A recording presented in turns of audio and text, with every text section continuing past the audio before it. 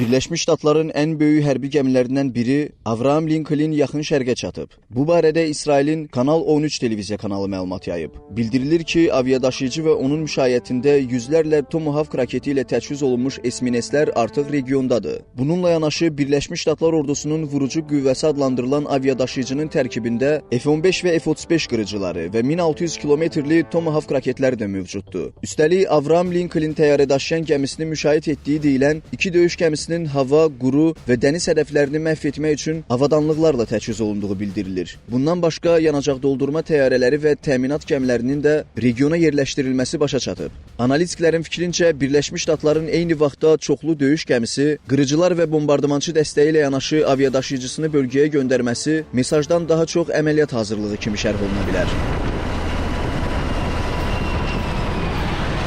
Yəni bu o deməkdir ki, İranla bağlı zərbə ssenariləri real şəkildə hazır saxlanılır. Nəzərə alsaq ki, Birləşmiş Ştatlar son vaxtlar bölgədə hərbi mövcudluğunu gücləndirir, ona görə bu addım eskalasiya riskinin masada olduğunu göstərir. Adətən buna bənzər addımlar bölgədə gərginlik artanda, müharibə riski olanda silahlı qruplar və ya başqa dövlətlərə, xüsusən də İrana hədəfdə olduğuna dair mesajlar vermək üçün atılır. Unutmaq olmaz ki, Karakasa hücumdan əvvəl də Amerikanın USS Gerald Ford təyyarə daşıyan gəmisi Karib dənizinə və Venezuela sahillərinə yaxın bölgəyə yerləşdirilib. Bu baxımdan ekspertlərin fikrincə İran ətrafında hərbi hərəkətliliyin artması əməliyyat planlarının tərkib hissəsi sayıla bilər.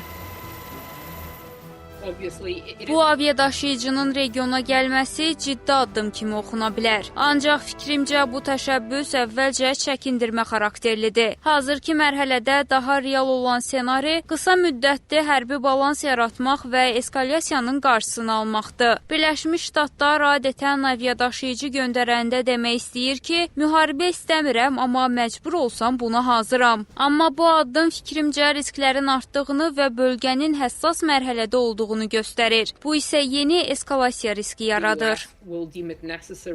1989-cu ildə istismara verilən hərbi gəmi 6000 nəfərə qədər heyət daşıya bilir. Göyərtəsində 70-dən çox döyüş təyyarəsi və helikopter saxlayan aviadaşıyıcı hava hücumundan müdafiə sistemlərinə də sahibdir. Vacib xüsusiyyətləri arasında nüvə enerjisi ilə işləmə qabiliyyəti var ki, bu ona yanacaq doldurmaq ehtiyacı yaratmır. Buna görə də Avraham Lincoln əməliyyatlarda uzun müddət iştirak edə bilər. Bundan əlavə təyyarə daşıyan gəmi tam təchiz olunan hava meydanına malikdir. Yəni göyərtəsindən eyni vaxtda bir neçə təyyarə havaya qalxa bilər. Sahib olduğu müasir radar və kəşfiyyat sistemi həm düşmən, həm müttəfiq hərəkətləri izləmək üçün vacib rol oynayır. Qeyd edək ki, bu döyüş gəmisi İranla gərginlik dövrlərində, yəni 2010-cu illərdə və sonrakı illərdə vaxtaşırı olaraq Hörmüz boğazı ətrafında yerləşdirilib. Bu addımın Tehran üçün çəkindirmə məqsədi daşıdığı vacib nüans kimi vurğulanır. Analitiklərin fikrincə, Avraham Lincoln aviadaşıyıcısı İranla mümkün eskalasiya vəziyyətində mühüm rol oynaya bilər.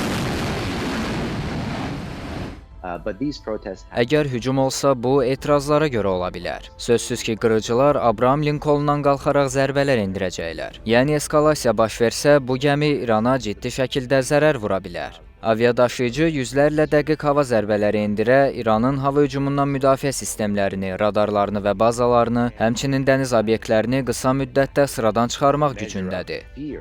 Qeyd edək ki, haqqında danışılan Avraham Lincoln Birləşmiş Ştatlar hərbi dəniz qüvvələrinin bir çox əməliyyatlarında iştirak edib. Onların arasında İraq müharibəsi, Əfqanistanda Taliban və Əl-Qaidəyə qarşı əməliyyatlar, həmçinin Suriyada IŞİD-lə mübarizə tədbirləri var. Son olaraq Hind Sakit Okean və Cənubi Çin dənizində artan gərginlik fonunda aviadaşıyıcı Tayvan ətrafında patrul və təlimlər keçib. Yəni Avraham Lincoln təkcə təhdid aləti kimi yox, faktiki döyüş platforması kimi də istifadə edilib.